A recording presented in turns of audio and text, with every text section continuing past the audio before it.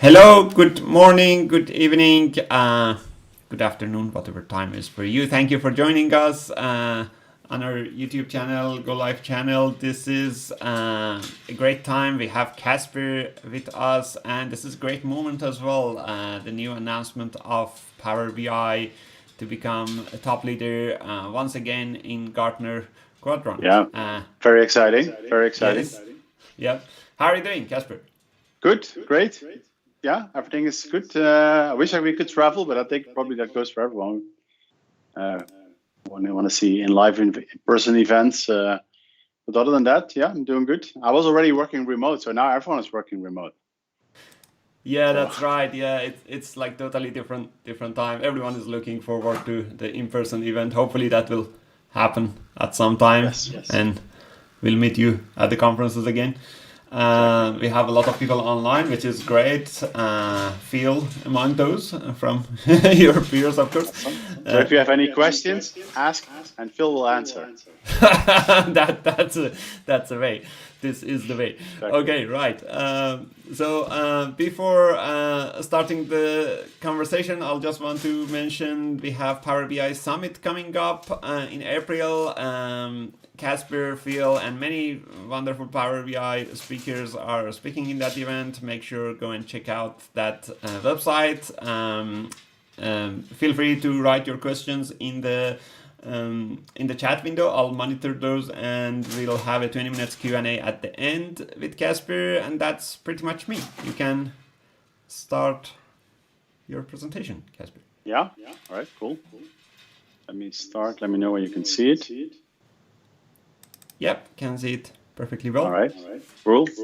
So yeah, great to have you all here today. Today we're going to talk about composite models. Of course, everyone is super excited about the new composite models against analysis services and all of these things. And it is an amazing feature. I totally agree with it. I'm not going to talk that much about the composite models against analysis services feature. I'm going to mostly talk about composite models, because whenever we talk about composite models, we also understand how composite models against analysis services works. Because in fact, it is not that much different than what we already had before. Obviously, there was a lot of work involved from the engineering team, but conceptually and from an end user standpoint, actually not that much has changed. Yeah, for those of you who don't know me, my name is Kasper de Jonge. I'm a principal program manager on the Power BI team. Actually, I've just had my 10-year anniversary also, so I've been there for 10 years in the Power BI team. Obviously, before there was Power Pivot and Azure Analysis Services and on-premise analysis services that I've been working on. But yeah, I've been there for 10 years.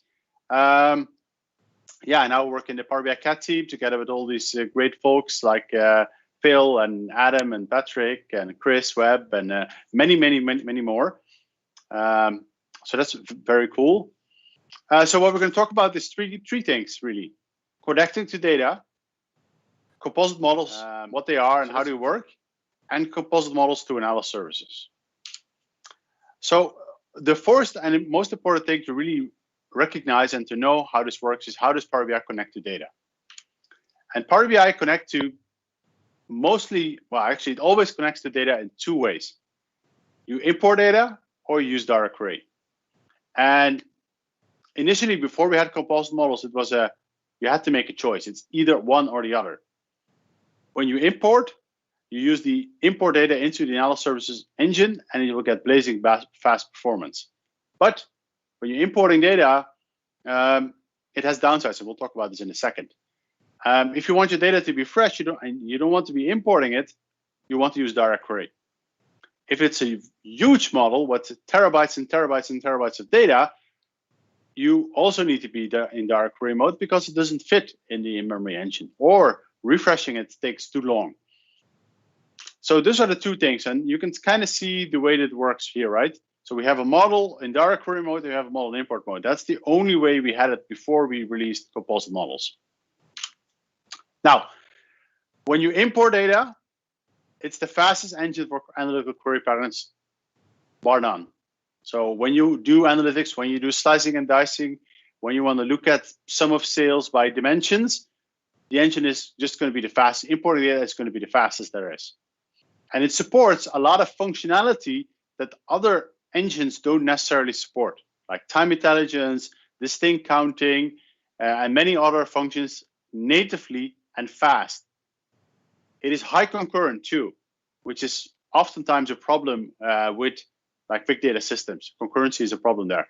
You can define row-level security in the model. All great things, but it also has downsides because data has to be loaded in memory. And to load data into memory, it takes time to update, obviously, and also it takes memory. So it takes memory for you to load the data into the Vertipack engine, into in-memory engine. On the other side, we have direct query. So in direct query, there is no data stored in the Power BI engine. Updates show immediately. So when you drag something on the canvas, immediately updates show as they are in the data source, because queries are going to send to the underlying engine. So a query that is being sent to Power BI engine by the visuals that you put on the canvas or queries you write yourself, they will be translated from DAX to SQL and then sent to the underlying data source immediately without any intermediate steps. It's very hard to translate things though. If you have like time intelligence, like imagine you're doing a year-over-year growth. How do you translate that to SQL, and how do you make sure it's actually performant? It's pretty tough. The other benefit is that row-level security gets pushed down too. So let's say I'm connecting to a Power BI data set that sends queries to the underlying database, and in the underlying database, I have row-level security set up. Or I have some sort of other mechanism that does security. The data that's getting returned is the data that I am allowed to see, that was set up in the underlying database. There's a big dependency on the data source for performance and concurrency. And this is one of the big problems that we see in the direct query world is, okay, everyone wants all the data to be up to date immediately and always. They want it to be concurrent.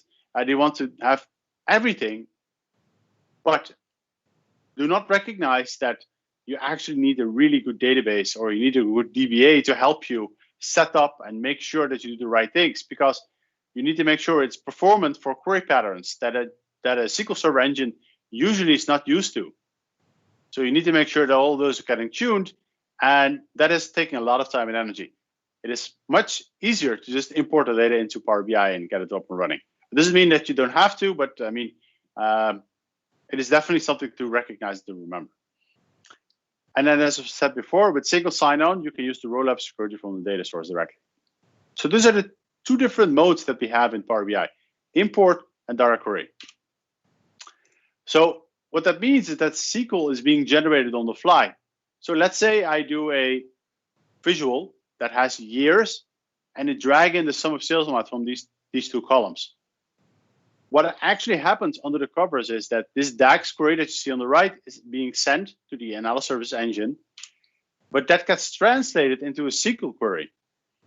It does select year, sum amount as amount from sales inner join date group by year. So it automatically recognizes that there's a relationship in the model too. You can see we have a relationship here in the model between sales and date. That is automatically getting recognized by the engine.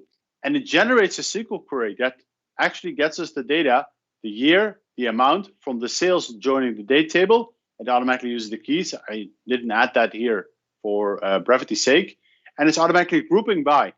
So it's pushing a lot of that information into the direct query, into the SQL Server engine, and that is doing the work. So for example, it doesn't actually know all the individual rows that we have because it does a group by. So we only get a group of the individual years, and we get the sum of sales amounts. That gets fed back to the engine, which feeds it back to the whatever is calling it, usually Power BI, and that gets visualized. One thing that I do want to mention here as well is oftentimes we get people who read in the documentation that direct query has a row limit of 1 million rows. And think, oh, I have a database that has 10 million rows of data, I cannot use direct query. But that's not the way it works. The 1 million row limit is the rows that are getting returned by direct query to the analysers engine. That is the 1 million row limit, which is a lot of data. So for example, here, it will only return, I don't know, like 5 rows of data instead of not every individual row of data. So that's really something to think about.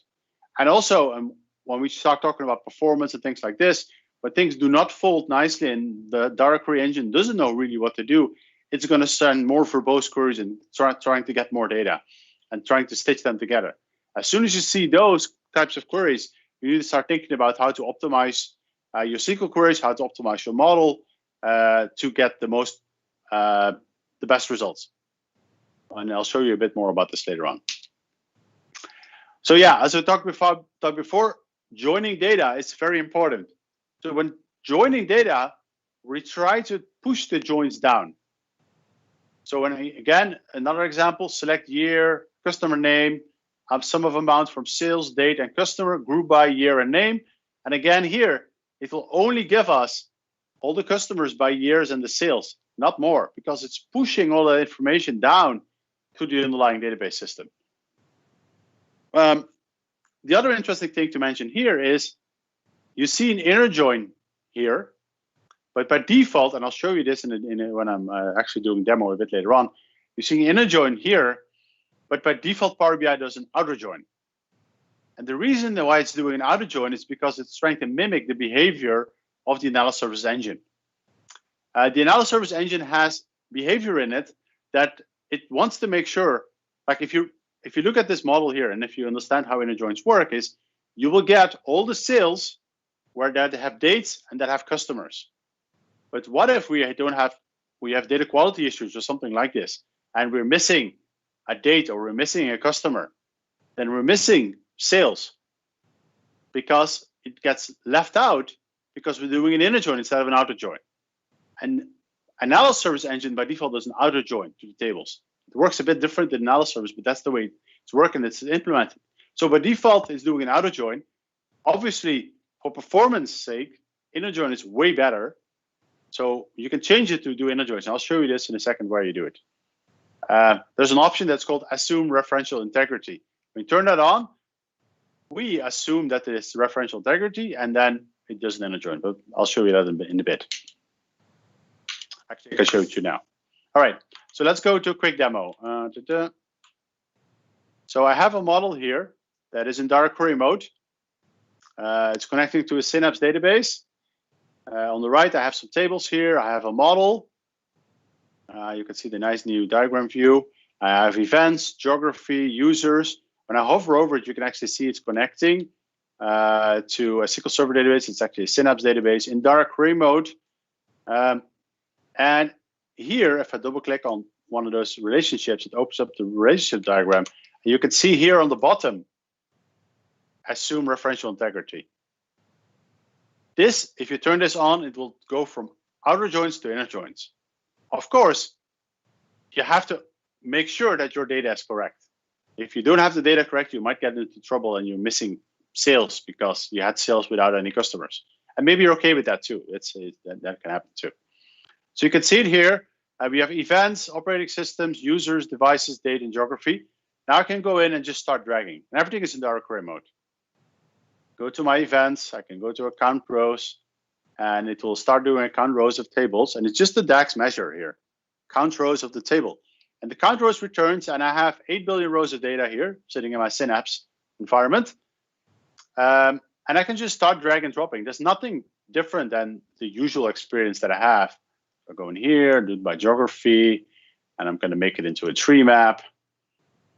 And here it comes, and I'm going to exclude some data, none.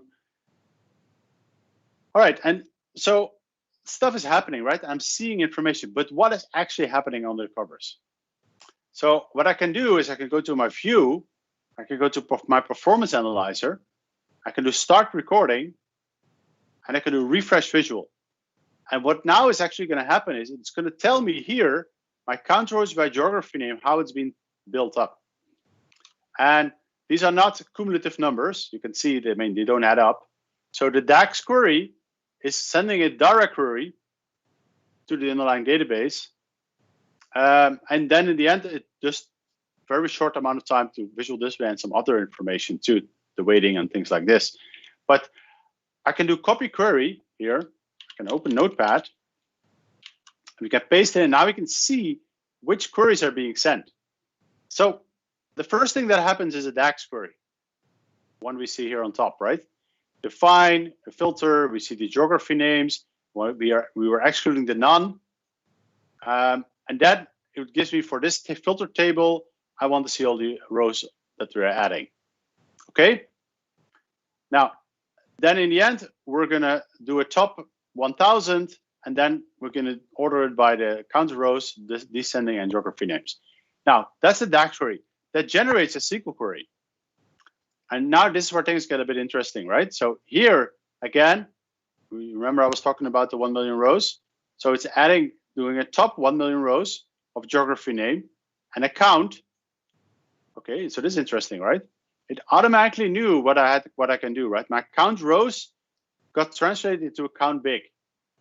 And that is joining it with my data, my geography table. So the two tables that I have, my date table and my geography table, they get joined together based on geography ID. The my events table gets joined by the geography table on the geography ID. So we do here the inner join between the two tables.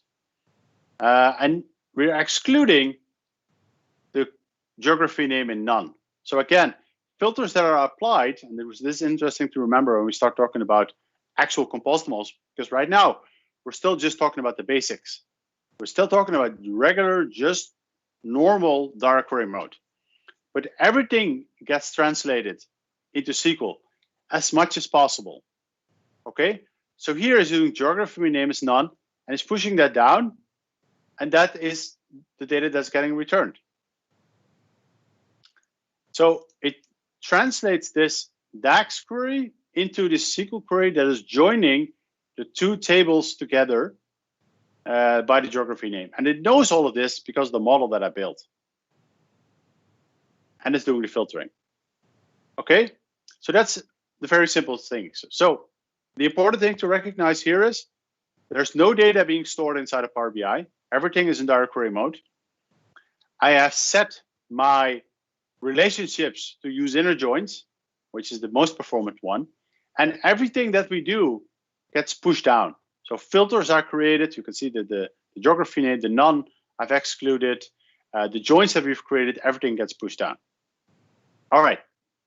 So that's the regular direct query. So now let's talk about when you start joining across domains, also known as composite models. And this is where things get interesting. So let's say I have a sales, and we extended my data model to also talk to have reseller sales and employees.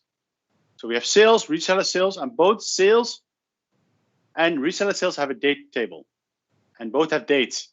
So that's a common dimension that you have when you are joining data across two domains. There are two different databases in this case. So we have the sales database and we have the reseller sales database. Both have dates that are a shared dimension, and that we've created in the model. And I'll show you an example of this in a second. But let's say we have created this model, and again, it's sending a DAX query that says, give me the years, give me the sum of sales amount, and give me the sum of reseller sales amount. Again, single DAX query. But under the covers now, things start to go differently. Because what it actually had to do here is two things. It had to send a query, two queries. It had to send a query on the one side to get the sales and the dates, and it had to send a query to reseller sales table. But it is joining it on a date table that doesn't exist, because that date table we don't have in the model. The date table is joined from the other side, because we're now starting to join data from two different areas. Date and sales are in one database, reseller sales in another database. We're still joining it together because we need to do it, because otherwise we won't be able to get results. So what happens here is this one single DAX query gets translated into actually multiple SQL queries, but for simplicity's sake, it's one query that gets us the sales and the date from the database that has those two in it, joining by date, and it is getting us the reseller sales that is getting joined by the dates that we're pushing in from the other side. This is where things get interesting, and I'll show you this in a second, what this actually means. So we need to be able to show the data from one side and with the other side, and we have to correlate them together somehow. So we do this by pushing date data around. Right. So let's show you what that actually means. All right. I'm going to go in here, and I'm going to go in here, and I'm going to go connect to another SQL Server database.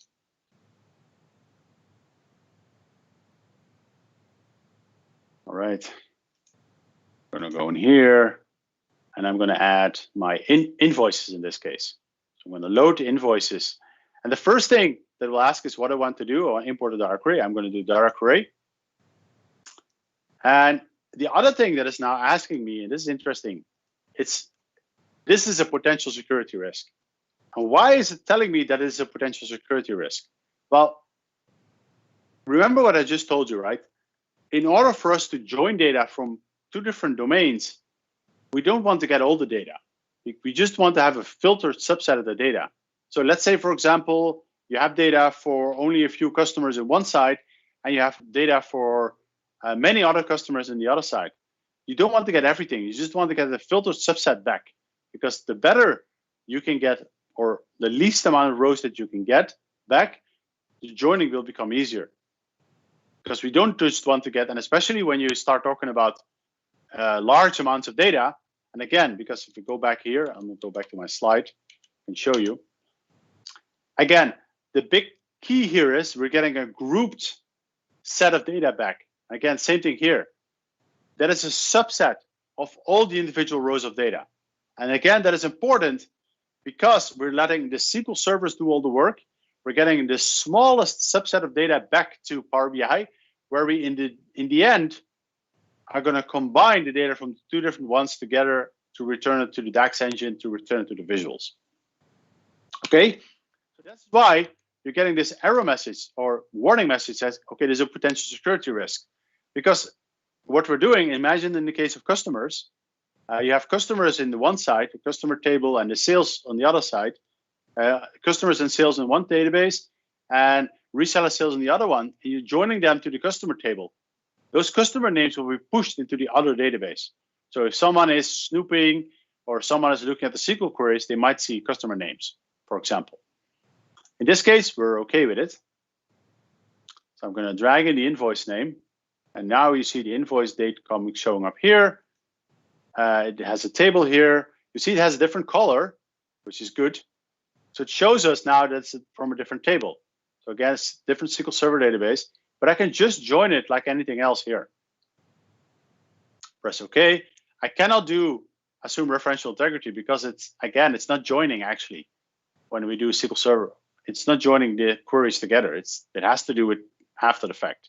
But I've created the join here. If I now go in and do it by a year, okay, let's go in here, do it by year, put it on the axis, and do count. Let's drag in count rows. Okay. And now we will see, let's make this into a table. Take a second to count rows, but now I can do is to go in and go into my invoice date, and I can just drag in my revenue amount. And now you will see the revenue amount and the count of rows from two different data sets into one single table. It's taking a second for me to warm up the SQL Server database, but yeah, here we are. So now we have joined data from two different SQL Server databases into a single visual. The end users have no clue. It looks all the same, and even gets even better because what I can actually go ahead and do is I can actually create some new measures too that spans the two. So I can go in here, do a new measure, do revenue per event. Okay, so I divide one by the other. I'm going to put it in.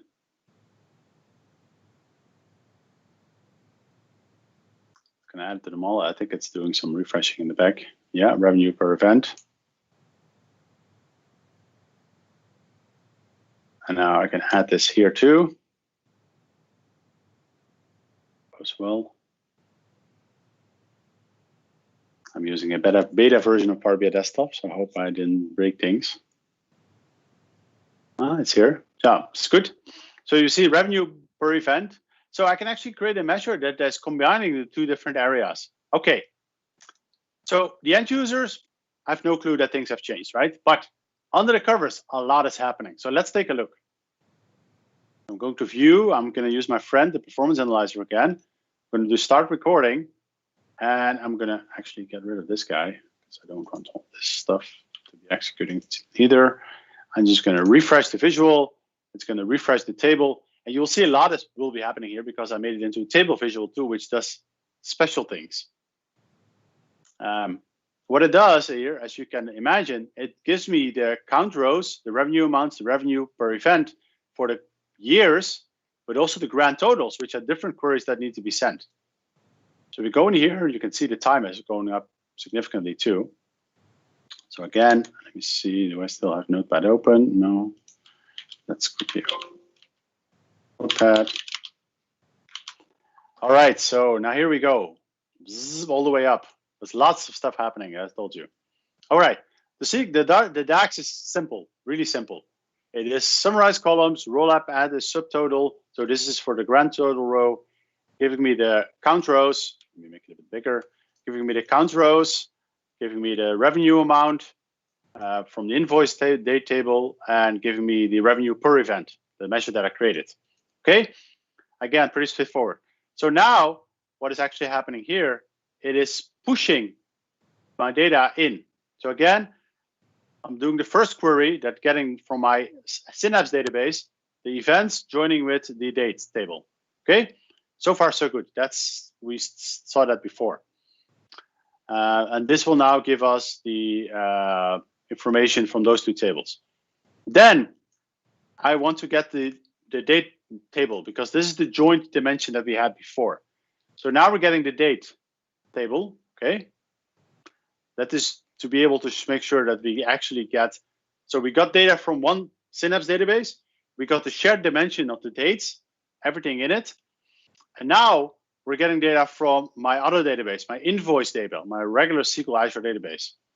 And we're getting it from one table, and we're joining it with a fake table. And you can see the fake table contains all the dates that I have. It's big. It's been making a big union of everything, and it's creating a fake table on the other side that I'm joining with. And that is to allow us to be able to do, and this is the most important one, the group by. So this is giving us, go back. Yeah, this is allowing us to group by, and this is allowing us to get us the least amount of rows possible. But you can imagine if you have lots and lots and lots of different customers, for example, in dimensions, this will get very big, and also potentially it will cause some performance issues. And finally, we're getting one more query, which is getting us the grand total. So just doing the sum of revenue amount. Now, this table is smart, okay? Because let's say what I do here is actually go in my year, date. Actually, I can do it here. Basic filtering. Now I'm going to select a single year, let's say 2019. And we have to wait a little bit longer again. It's running and running. And here it's done. Now, if I copy the query, we'll see something will have changed here. And mostly you will see that you scroll down. First of all, the DAX has obviously been changed. So it puts the 2019 filter on. But if you go down, we see that the fake table that we've created only now contains 2019. So it actually takes the filters in too. Scroll down all the way in here too. Again, same thing will happen now, needs to happen on the grand total. So in the grand total also now the join will get projected in. So you'll see it is smart. Some people say when they have seen this is, okay, is this really necessary? Well, it is really necessary because again, going back to this slide, when you are joining across domains, you need to push data from one side into the other, because otherwise you need to get all the individual rows of data, potentially billions of rows or millions of rows or whatever it is, and then do all the work in the analysis engine to do it together. Now, it just gets a small subset of data back to the analysis engine and then joins them on the two keys that they have created. Because they both have the same key, inside of the engine, the data can be joined together, returned back to the as a result from the DAX query, and the visual canvas has no clue anything has changed. That's the way composite models work. So we've seen SQL, direct query directly. We have seen composite models, and now we've seen those two. Now, there is a way to speed this up. I don't have enough time to show you this today either, too, but if you want to speed this up, what we usually do is we add aggregations to it. And I won't go, actually, I can quickly show you a little bit. I do want to show it to you.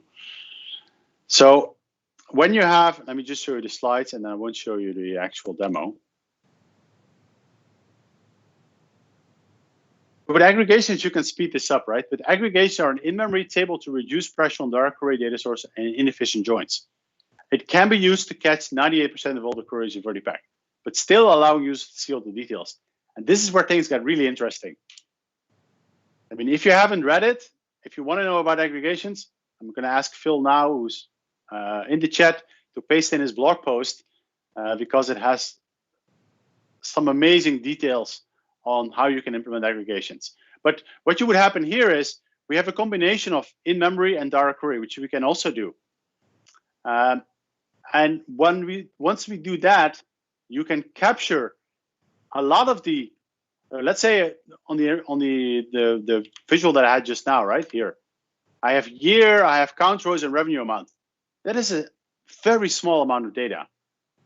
Okay, so you can have billions of rows of data, but if you would have to load everything in, it is going to be a terabyte of data or hundreds of gigabytes of data in memory, because you also have the lowest granularity. And the lowest granularity is something by customer or store by day or things like this, which probably 5% of the people actually need to see all the time. And even better would be to do a drill through to that, which opens a paginated report that actually super sends a very quick short query to the underlying database and shows you that information. But you can still do it in here too. And you can have that part in direct query mode, and all the other things like the count rows, the revenue amount, the revenue per event, by year and month sitting in memory. But it's a fraction of the amount of memory. Okay, so you can create aggregations that allow you to do this. And the way that it works, again, is the same thing. There's a DAX query that's being, there's a query that's getting sent by the analysis service engine.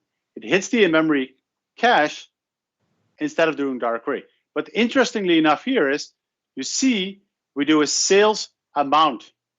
So the customer goes in and drags in sales amount from the sales table. But our engine is smart enough to understand, oh, you've created an aggregation. Let me get it from the aggregation table that is in memory instead. So again, this is another flavor of composite models where we combine in memory with SQL Server. But now if we get the customer name by sales, it automatically detects, oh, okay, so customer is not connected to my aggregations table. So I cannot get this from aggregations table. Let me send a direct query. This is the best way for you to speed up large amounts of direct query. When your direct query data source has large amounts of data, you can generate some aggregations and speed things up significantly. All right. Now, finally, I want to talk about the last part, is composite models to analysis services. So the way that we have it today is you have Power BI data sets, you have enterprise semantic models. What would be really amazing is we can have this composite model just like we've seen it before, but we can actually connect to an analysis services model and extend it and extend it and extend it, where you can combine data from multiple different analysis services models with your local Excel spreadsheet or your SQL Server database, or all of these things. The most important thing to recognize is it actually works the same way as composite models to SQL Server. The only difference is instead of SQL Server or SQL queries, it's sending DAX queries. But again, there's no magic here when you're combining two analysis services models together. It has to do the same tricks as what we just saw. It needs to be able to make joins across those domains. So composite models for analysis service works the same as before, but it allows us to connect in direct query mode to Azure Analysis Service and Power BI. It will not support SAP BW, HANA, or on-prem analysis services because we actually have to change the engine. So when you go to on-premise analysis services, it actually has to, you have to change the on-premise analysis service engine. It's not to be said that this will never happen. Maybe in the next version of SQL Server, it will come to the on-premise analysis services too, but no guarantees today. And maybe another very cool thing here is it is not just about connecting and joining two different analysis services. You can also create new measures and calc columns and relationships on top of analysis services sitting somewhere else. You can rename objects. You can change formatting. So there's lots of things that are possible. And you can extend the model. So combining multiple enterprise models and combining an enterprise model with the local data source, like for example, an Excel spreadsheet. There's no joins to be pushed again, so be careful when joining large tables. Okay, so what does that look like? Oh yeah, yes, it will work for both Pro and Premium. So not to be worried here. It will work anywhere. All right, so let's look at a demo. I'm going to go to a different Power BI desktop version. And here I have a Power BI desktop. I'm going to connect to a Power BI data set. Actually, I should go back to show you. So I have uploaded my data set here, the same data set to Power BI.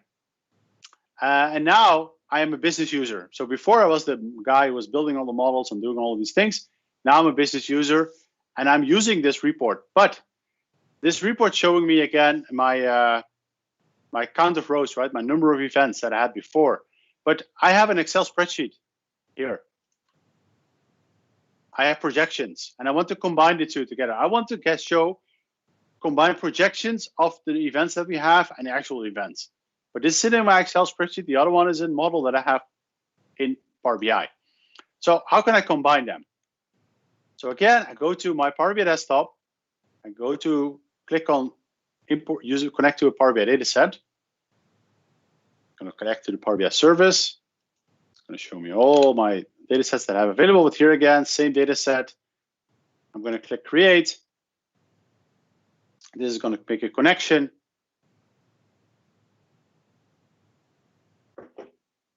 And it's showing me all the field list. Today, right now, there's not much I can do here. I can go in here. I cannot do a rename. I can use it, as you know, so I can just drag in some events. And again, here, it's the connecting to the same data source. It's getting me the same information, but I can't make any changes yet. Now, there's two options I can go now, and because it's connecting in live mode, I can go in here and click make change to this model, or I can go and click on Excel, and it says, oh, wait a minute. To make changes, you need a direct query connection. So now it's live connected, but I actually want to make changes. So I'm going to add the connection to my local model. So I'm going to create a local model out of the connection that we had before instead of live connect. So it's now doing it. It's add the local model. And now wait for a sec. It's going to create the connection in the model. And now I'm going to connect to my Excel spreadsheet too. All right, I'm going to click projection.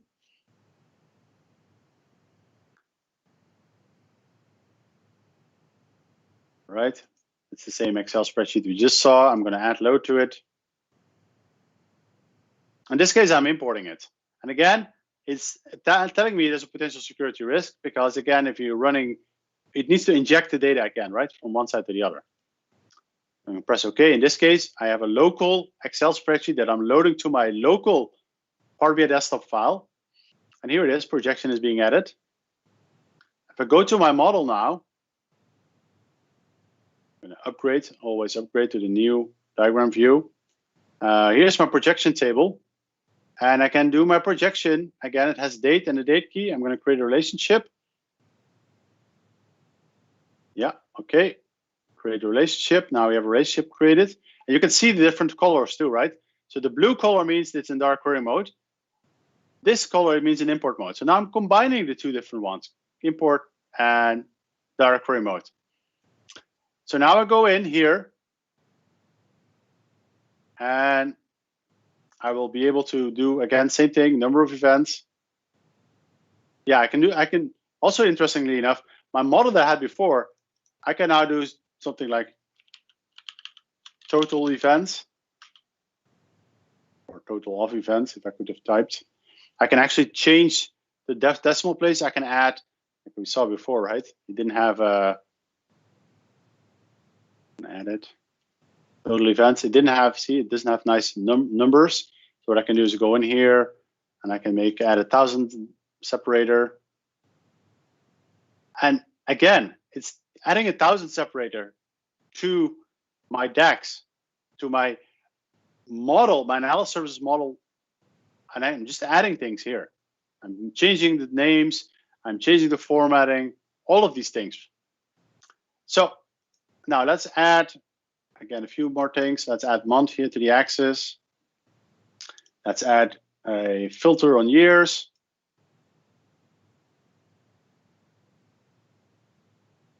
Let's make it into a line chart. And then let's make sure we sort. Oh, it's already sorted correctly. So you see, all of this is going pretty fast. So now I've added the Excel spreadsheet where I added the relationships. So now I can just go in here and just go in and just drag in projection projected. And so I'm going to just go in here. And now we see the projected line. Just like that, I have connected and in one visual have data that is sitting in my Synapse database that is connected in a data set that my Power BI guys have created. So my IT team has created this model that is connected. We're using aggregations and Synapse and 8 billion rows in the backend. And I've connected to it using to a data set in Power BI. And now I've extended that model. I can change the names. I can add new measures. I'll do this in a second. And I've enhanced that with data that I had locally sitting in my Excel spreadsheet. Okay, so I can go in here and create a new measure. And I can do here something like difference is sum of projected minus total of events. All right. That's creating this new measure. I'm just dragging it in here, the diff. I'm going to get rid of the other two. And now we see the differential line. So it's pretty easy and straightforward to add these things. And again, here I can just add all the formatting. I can 1,000 separator. And now we see the numbers nicely.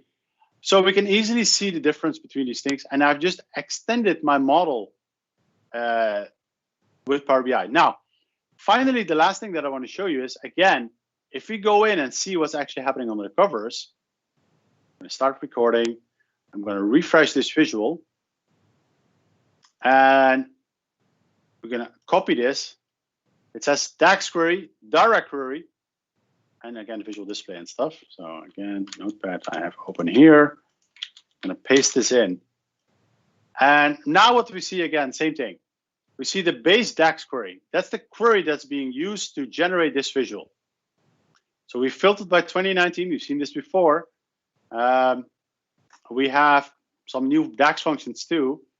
Don't try this at home, but some new DAX functions too that gives us a min-max value, alphabetically sorted. But what we're getting here is the my events from one side and the count rows from the other side, right? We've seen that before. And now it's doing SQL queries again, but it's not actually doing SQL queries. It's doing DAX queries. And here what we see now again is something else.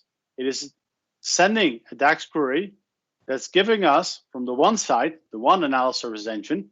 And this one analysis service engine is my remote analysis service engine, if you will. And this gives us the year, the date, the month, and the number of events.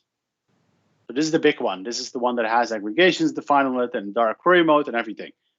Now, on the other side, we're again getting a date table in here, and it's doing a cross-apply table. Again, some new DAX functions. It's getting the month, and it's getting it from the date year, date month, from the filter table. Again, 2019 as year, and it's showing us the summarized values here of this. And it's showing us summarize the values date of the date key. So again, it's pushing that filter into the other side again. And this is how we get to the other side. And let's see. I think that's all I had. So we can start doing questions. I think we're also kind of out of time. Great, fantastic presentation. Thank you. Especially it's a lot.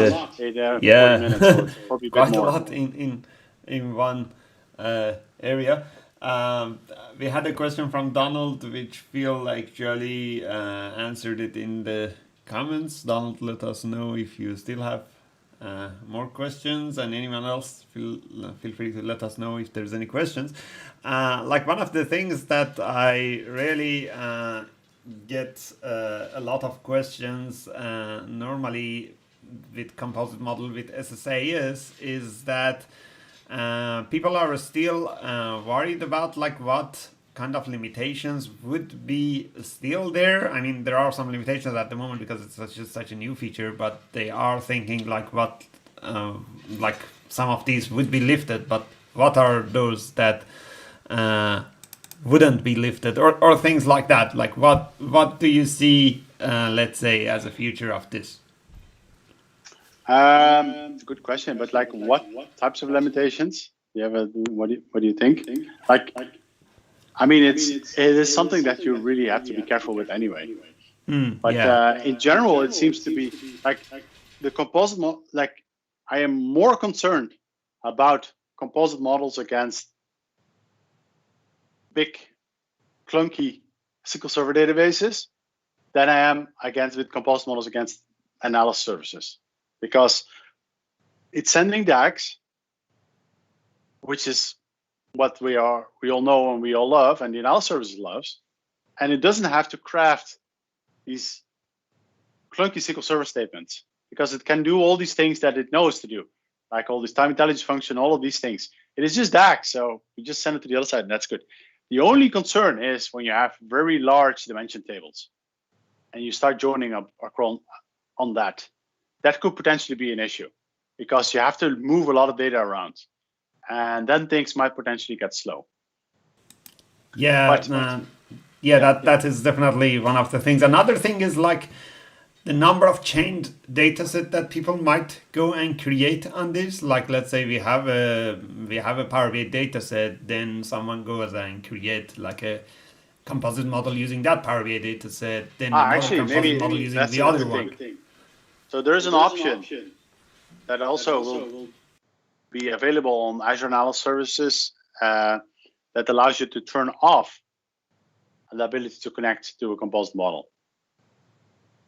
So if you turn that off, so let's say you're an IT admin and you have a big analysis service model and you don't want them to make composite models on this, you can. There's an option, a setting that you can allow to turn it off. I'm not sure if it's shipped yet, but it's going to be there soon. If it's not shipped yet. Is this going to be is this going to be per server, per database? Database. Right. Okay. That's a fantastic thing. But I haven't seen it actually available yet as a property on Power BI dataset. Yeah. Okay. But probably we should just start asking, and then it will add it. That's the way it works. That's fantastic. But I mean, it is always the same, right? So it's probably better if you ask me for users to connect to a central model and give them the opportunity to build a composite model against it, than them importing all the data into an Excel spreadsheet or whatever it is, and then do it on their own. Because then the data is no longer fresh. You have no lineage, because you will be able to see all of this in the lineage view too. You know where everything is connected to. So at least you have some visibility on it. By not doing it, you have no visibility. This is also some customers say, well, we don't want any user to upload data to Power BI. Like, okay, but if you don't want them to upload any data to Power BI, like, what do you think they're going to do? They're going to take screenshots, they're going to copy and paste it and move it into an Excel spreadsheet, or build their own Access database. And we've seen the craziest things, like, scraping data and whatever. Anything they can do to get out of to still get at the data. Right. A question from Thomas. Can you do composite model with Snowflake? Yep. Okay. Snowflake. That's a good one. Another from Mohit. Is the setting per database or workspace or global? Which I think you mentioned it is per database.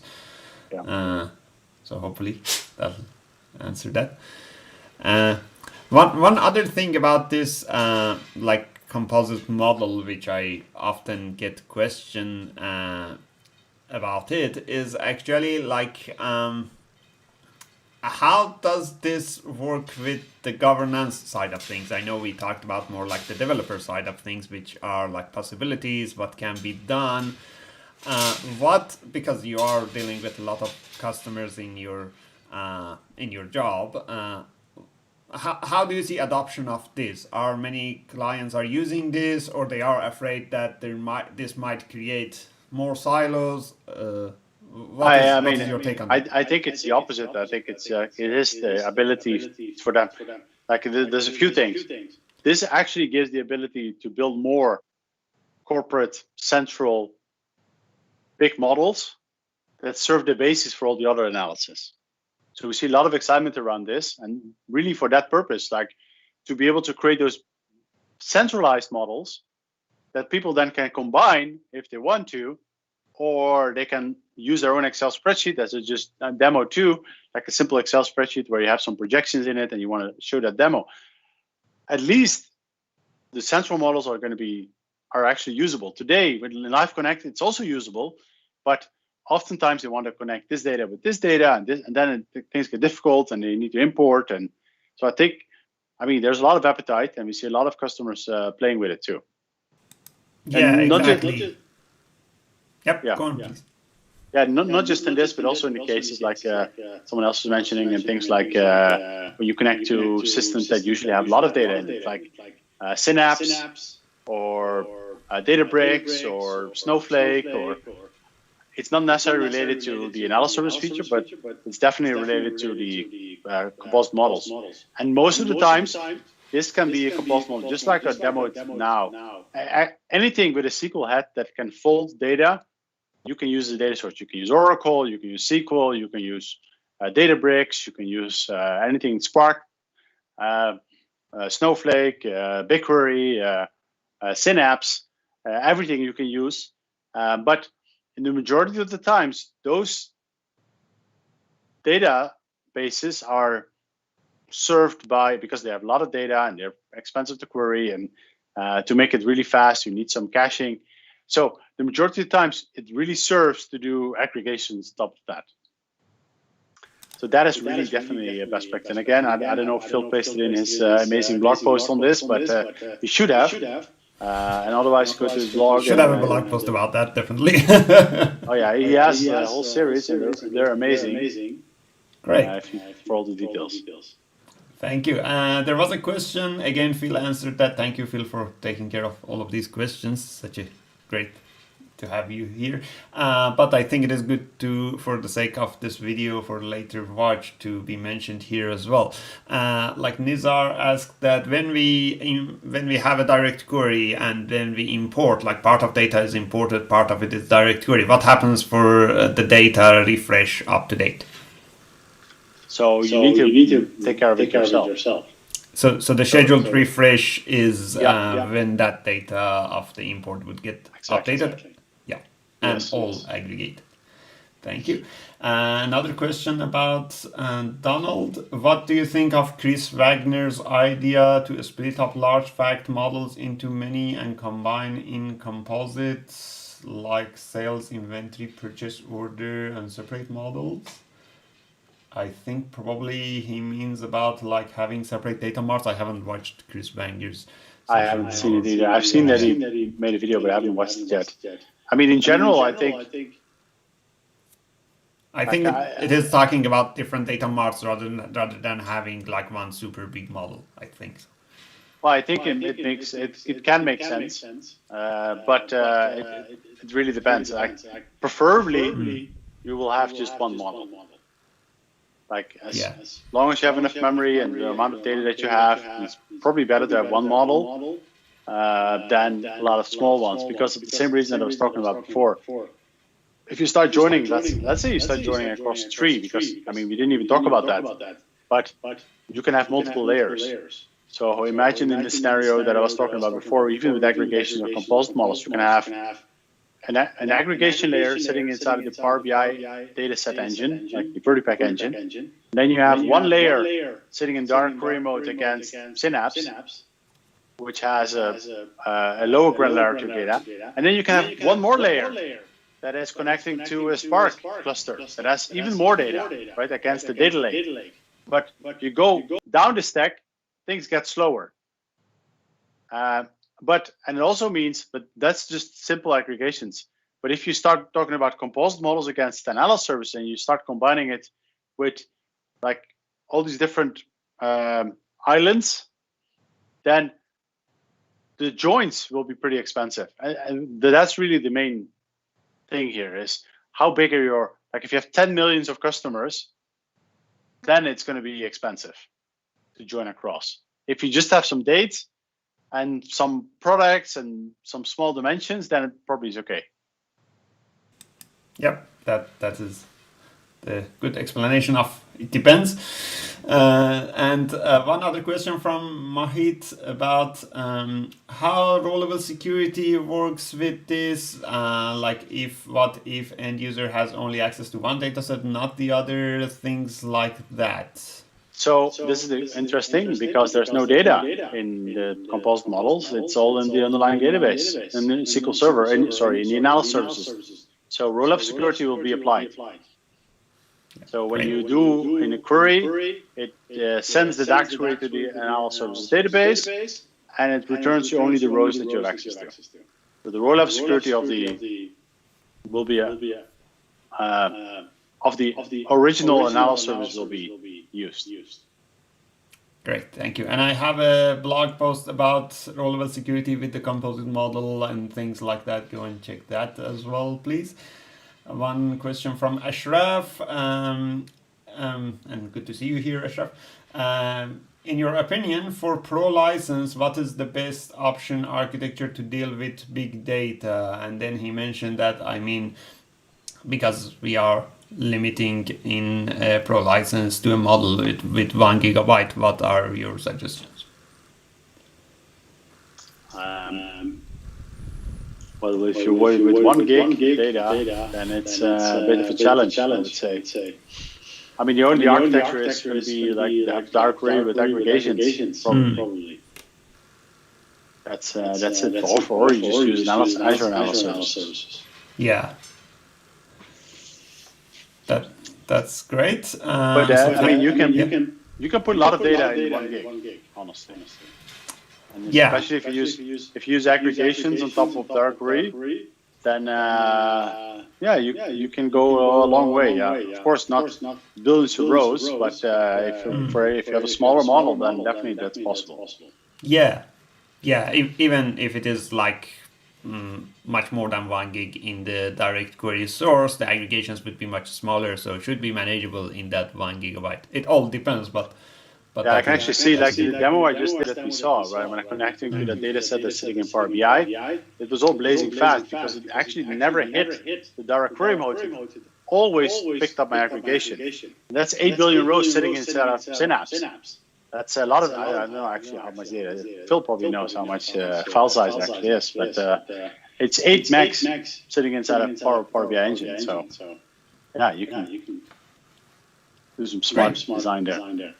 Thank you for that. And Fernando also mentioning that Reza tried to bribe Phil Seamark with some New Zealand beer for for an aggregation session, I imagine.